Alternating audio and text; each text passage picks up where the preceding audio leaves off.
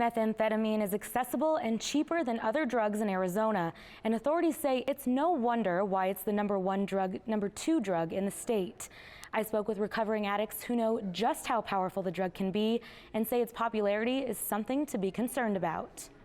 When I lost absolutely everything, I had nothing left. I didn't have dignity, I didn't have respect for myself. I hated who I saw in the mirror. 3 years ago, SARA HARMAN says her life was at an all-time low. Her addiction to methamphetamine consumed her. Every time I put that meth pipe to my mouth, I would have that moment of, why am I doing this? The Drug Enforcement Administration says the use of meth in Arizona has dramatically increased over the last few years, adding that just this year, over 6,000 pounds of the stimulant have been seized.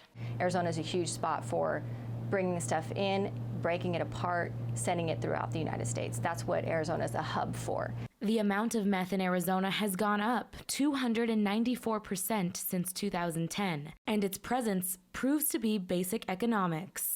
The user demands it, the Mexican cartels will provide it.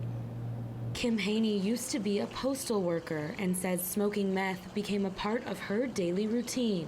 So I would wake up in the morning and hit the pipe, and I would take a bunch of dope with me to work.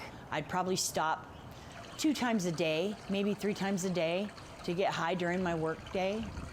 Now, almost 8 years sober, Haney is a manager at Mandalay Recovery Village in Phoenix. So out of this whole list, what do you think is the most important one, or one that really stands out to you? The most important is this one, but then the most important is this one. This is where, after you've gotten better, you help another alcoholic or addict. Jamie Bourne, who is also a former addict, says it's easy to relate to people struggling with addiction. If you put me in a room of 100 people and one other person in that room was addicted, I would find that person and like that. Addict, a word Sarah's mother never thought she'd associate with her little girl. It's more fun with the Girl Scouts, and such a big, genuine smile. She's got such a great heart. But then came the startling truth. My stomach just sank. It was a moment of panic of, oh my gosh, I can't believe it's this.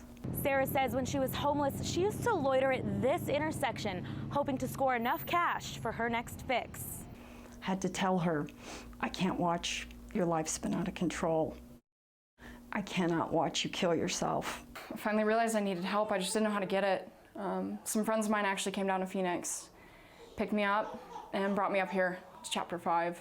That was almost 3 years ago, and I'm so grateful because I was gonna die. Now Sarah is in Prescott, living a sober life. When I was homeless, I would beg for the most boring life. I'd be like, gosh, I just want to go home and read at night and go to bed at like 8:30, you know, and that's what I do now.